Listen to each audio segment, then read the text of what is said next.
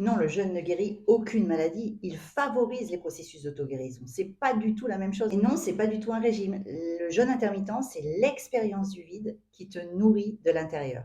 Et ça, c'est vraiment une pensée profonde parce que ça veut dire plein de choses. L'expérience du vide, ça veut dire qu'il n'y a rien autour de toi. C'est-à-dire que tu ne vas pas t'apporter de nourriture exogène. La nourriture exogène, c'est ce que tout le monde connaît, ce qu'on va se mettre dans la bouche. La nourriture qui vient de en dehors du corps. Mais elle va venir de l'intérieur. Et en fait, il va y avoir deux voies pour se fabriquer de la nourriture qui vient de l'intérieur du corps, qui va être endogène.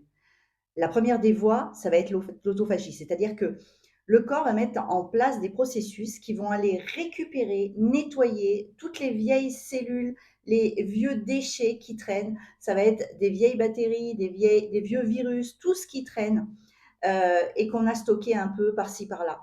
On le récupère et on va le transformer pour faire de l'énergie, pour faire des nouvelles sources de nutrition.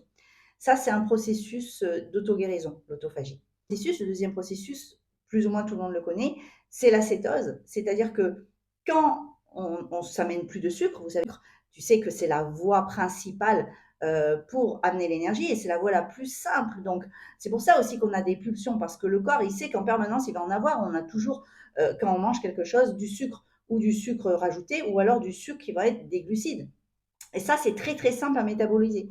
Mais quand on n'en donne plus au corps, eh ben, le corps, il va aller chercher dans ses réserves. Donc, il y a de la nourriture à l'intérieur qui sont sous forme de réserve, sous forme de gras, qui va transformer pour faire de l'énergie. Donc, il y a ces deux voies-là qui vont faire qu'on va avoir de la nourriture à disposition à l'intérieur qui va être endogène. Et autophagie, c'est intéressant parce que ça veut dire s'auto-manger, c'est-à-dire qu'on va manger de l'intérieur, donc tous ces déchets pour pouvoir les recycler. Donc, c'est vraiment un processus qui est juste dingue, qui est à notre disposition et qui marche pas forcément correctement parce qu'on mange trop. Parce qu'on peut se retrouver avec des taux de protéines dans le sang qui ne sont pas du tout, qui viennent pas du tout de la nourriture exogène, donc on a mangé, et il y a des protéines qui sont apparues là. Il y a des tests qui ont été faits, des études qui ont été faites, et ça, c'est vraiment elles viennent de cette transformation des membranes, etc., où on a récupéré, où on a pu fabriquer des protéines. C'est sûr qu'on s'ouvre à autre chose en plus de ça. Parce que tu sais très bien que quand on ouvre une porte, eh bien, il y en a toujours une autre derrière. Quand on prend une voie, un chemin, on voit les autres apparaître. Et là, c'est exactement la même chose. Donc, c'est vraiment cette idée, quand on dit cette phrase de l'expérience du vide, donc rien manger, qui te nourrit de l'intérieur, donc par les deux voies dont je vous ai parlé, autophagie et cétose, et par la voie de la nourriture aussi, on se nourrit spirituellement. Parce que tous les gens qui ont déjà fait ce chemin, qui sont sur ce chemin, ils ont remarqué la même chose. Ils ont une meilleure écoute de leur corps, en l'ayant nettoyé, purifié, ils ont une meilleure intuition, ce fameux troisième œil, et on a vraiment une ouverture sur cette spiritualité. Donc, on se nourrit aussi de ça. Oui, bien sûr que je suis pour le jeûne intermittent. Le jeûne intermittent, attention, parce que moi, j'ai jamais pratiqué le jeûne pur.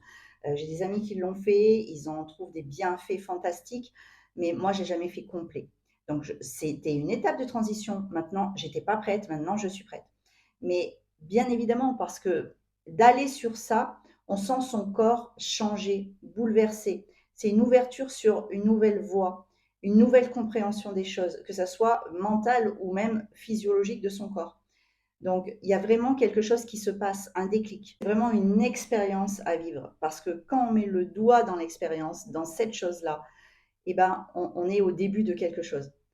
Je ne peux pas vous l'expliquer comme ça. C'est comme n'importe quelle expérience. Il faut l'expérimenter vous-même pour ressentir les choses.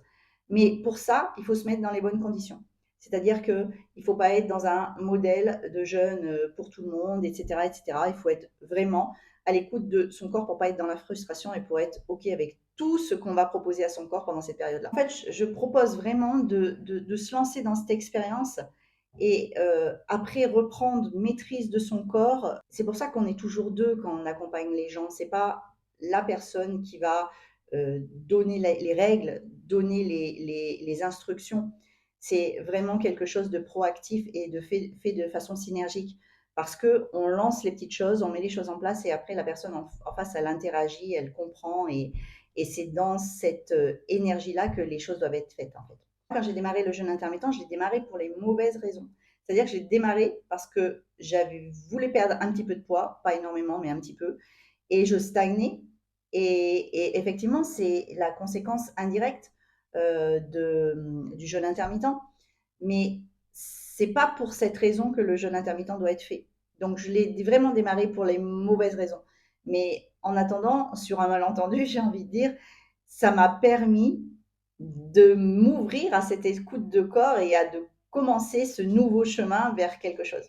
Et tout après s'est enchaîné en fait sur les énergies, sur les ressentis. Et sûr qu'on va perdre du poids. Alors à part si on est tout propre, on n'a rien à perdre, il n'y a pas de toxines, il n'y a rien, et que parce que c'est tout un système de compréhension de la nutrition aussi.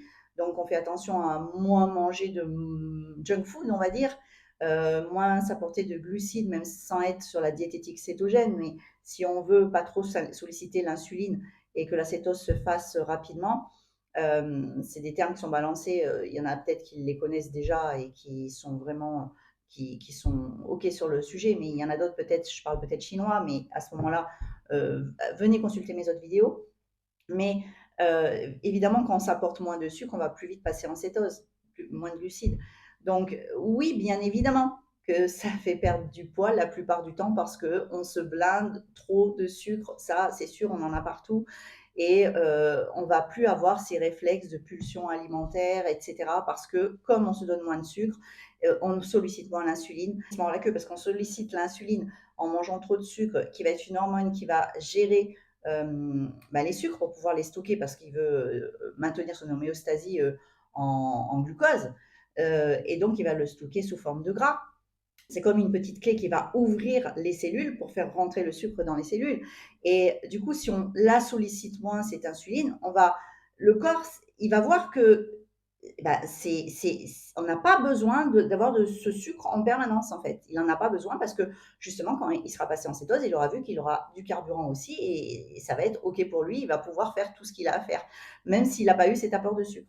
Et tant qu'on ne coupe pas ce cycle-là de je mange du sucre, je le stocke parce que j'en ai mangé trop, donc je l'ai stocké, j'ai gardé mon niveau constant, mais du coup, j'ai plus de sucre et j'en ai encore envie et j'en remange et ça n'en finit pas en fait. Donc oui, on casse tout ce modèle-là, donc forcément, on va perdre du poids, c'est obligé. Puis en plus, il va y avoir tous les processus de nettoyage, de détox, tous les processus dont j'ai parlé tout à l'heure. Vraiment pas faire le jeûne intermittent pour ces raisons, il faut vraiment le faire pour l'expérience et surtout s'emmener peut-être dans dans une nouvelle façon de voir son mode de vie alimentaire.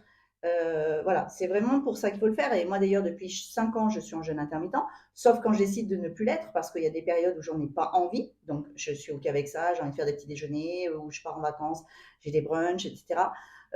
Ou alors, pas parce que je veux prendre du poids. Par exemple, passé un moment, j'avais besoin de prendre plus de poids. Et du coup, ça suffisait pas, même si je mangeais les 2500 calories, etc. Il fallait que j'augmente mes apports.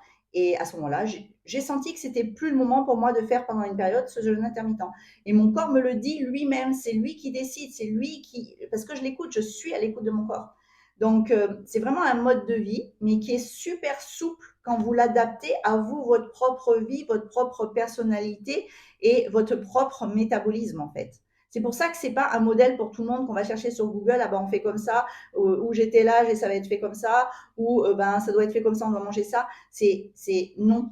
Si voilà, c'est non. Il y en a plein qui veulent pas, qui ont envie ou qui n'ont pas du tout envie parce que justement ils ont peur d'être ou affamés, ils ont l'impression qu'on ne mange pas, ils ont l'impression que, par exemple, on fait sauter le petit déjeuner et il y en a, c'est leur péché mignon et ils se disent, bah non, mais moi j'aime trop le petit déjeuner. Mais en fait, c'est quoi que tu aimes dans le petit déjeuner? C'est le repas, c'est ce que tu manges, c'est ta cracotte avec ton beurre et ta confiture.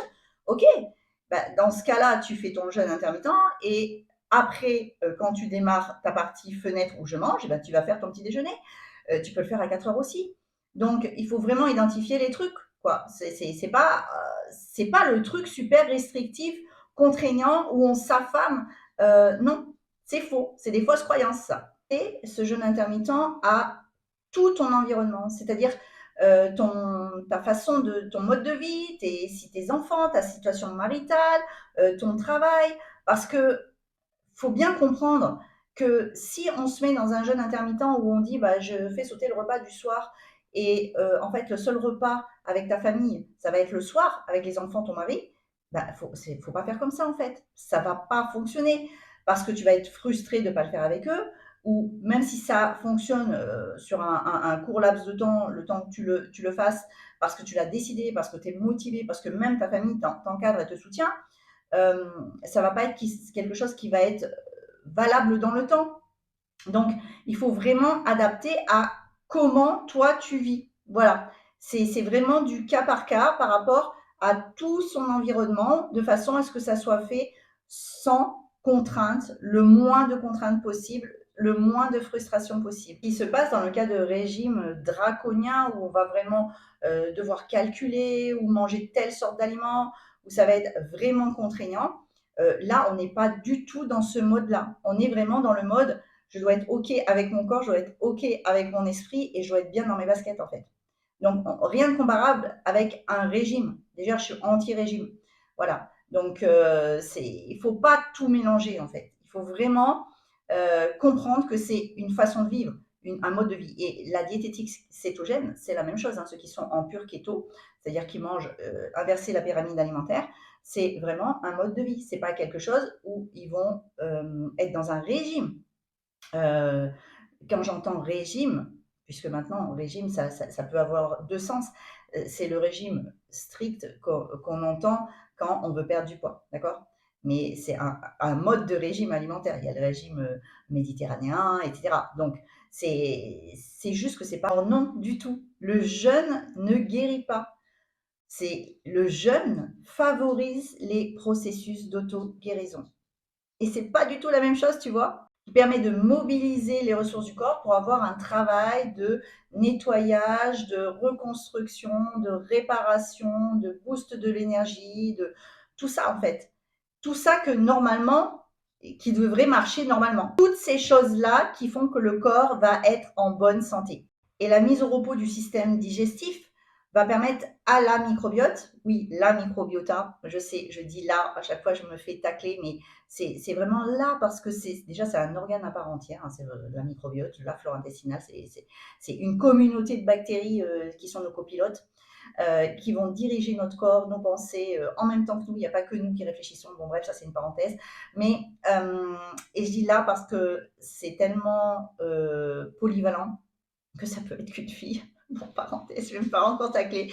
Mais ça permet cette mise au repos du système digestif de la restauration de cette flore correcte, la diminution de l'inflammation, voilà, de tous ces processus. En fait, tout va remarcher comme tout doit marcher en fait. À l'origine, on est avec un pack de démarrage qui fonctionne. Et c'est après qu'on le rend déficient en fait.